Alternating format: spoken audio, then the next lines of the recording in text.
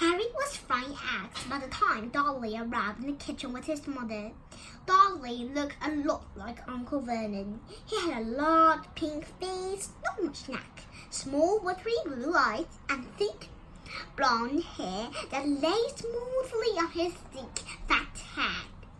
Aunt Petunia often said that Dudley looked like a baby angel. Harry often said that Dudley looked like a pig in a wig. Harry put a plate of egg and bacon on the table, which was difficult as there wasn't much room. Dudley, meanwhile, was counting his presents. His face fell. 30 steaks, he said, looking up at his mother and father. That's two less than last year. Darling, you haven't counted Auntie Mog's present. See, it's here under this big one from Mummy and Daddy. All right, 37 then, said Dudley, going red in the face. Harry, who could see a huge Dudley tantrum coming on, began wolfing down his bacon as fast as possible in case Dudley turned the table over. Aunt Petunia obviously scented danger too, because she said quickly, "Anne, we'll buy you another 2 presents while we're out today. How's that, Pocky? 2 more presents, is that all right?"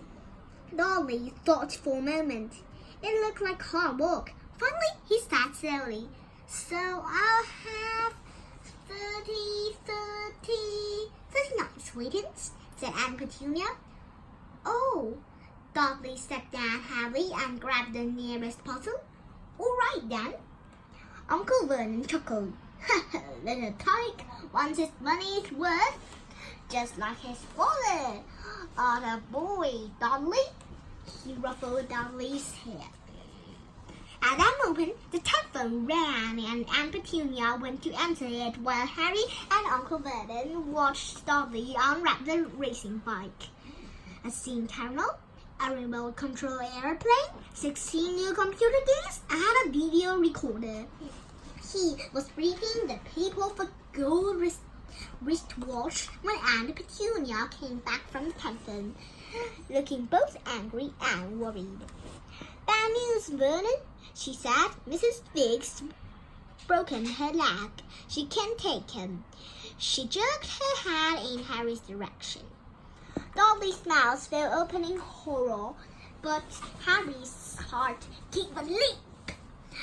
Every year on Dudley's birthday, his parents took him on a train out for the day to adventure parks, hamburger bars, or the steamer.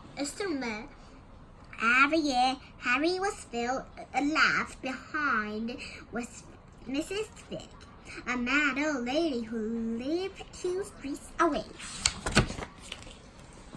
Harry hated it there. The whole house smelled of cabbage, and Mrs. Fig made him look at photographs of all the cats she ever owned. "Now what?" said Aunt Petunia, looking furiously at Harry as though he planned this. Harry knew he ought to feel sorry that Mrs. Fig had broken her leg, but it wasn't easy when he reminded himself it would be a whole year before he had to look at T-Balls, Snowy, Mr. Paws, and Tufty again. "We could phone Marge," Uncle Vernon suggested. "Don't be silly, Vernon.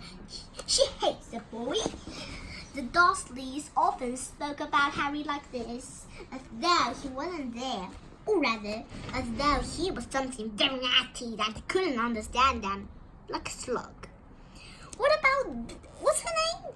Your friend? Yvonne? "I'm hobbying McJoker," snapped Aunt Petunia. "You could just leave me here," Harry put in hopefully. He'd be able to watch what he wanted on television for a change, and maybe even have a go on Dudley's computer. Aunt Petunia looked as though she just swallowed a lemon. "And come back and find the house in ruins?" She snarled. "I won't blow up the house," said Harry. but they weren't listening. "I suppose we could take him to the zoo," said Aunt Petunia slowly, "and leave him in the car." That car's new. He's not sitting in it alone." Dolly began to cry loudly.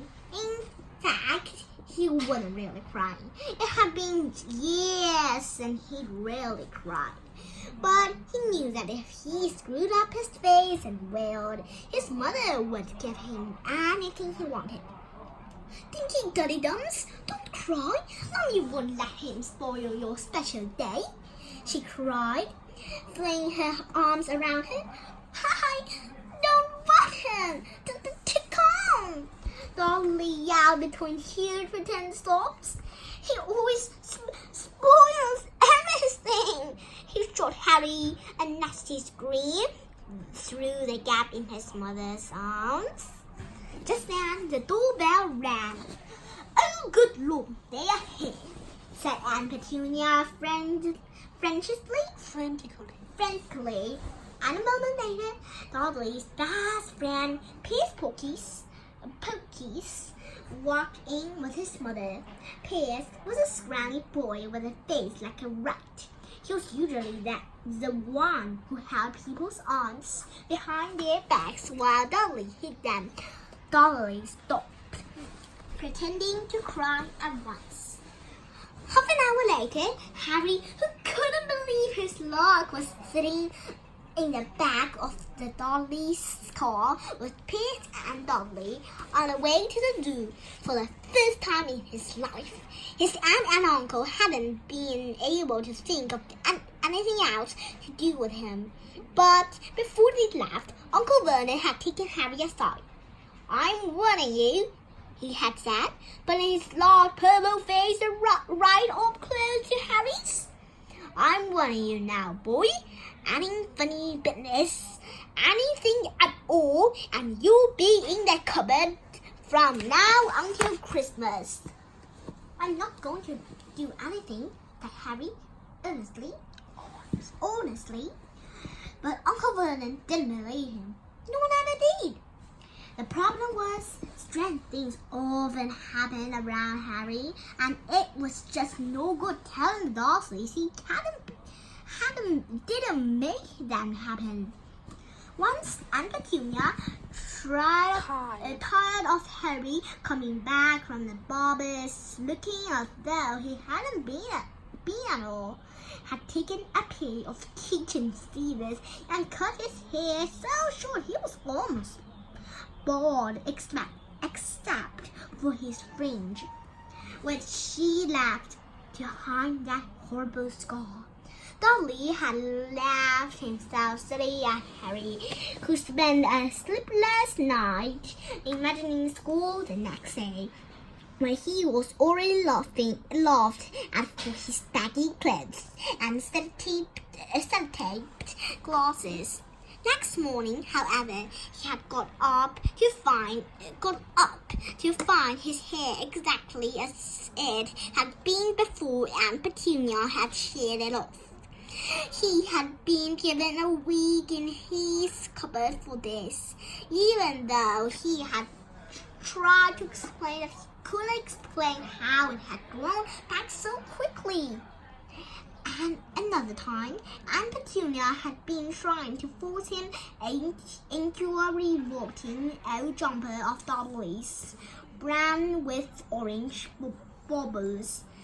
The harder she tried to pull it over his head, the smaller it seemed to become, until finally it might have fitted a dwarf puppet, but certainly wouldn't be Harry.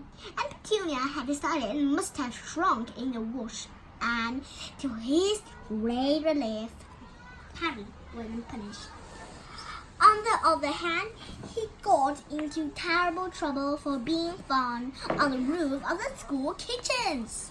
Dolly's gang had been chasing him as usual when, as much to Harry's surprise as anyone else, there he was sitting on a chimney. The Dursleys had received a very angry letter from Harry's headmistress Hamidras, telling them Harry had been climbing school buildings.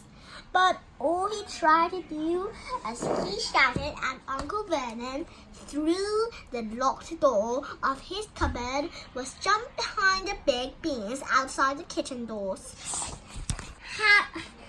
Harry supposed that the wind must have caught him a mid-jump.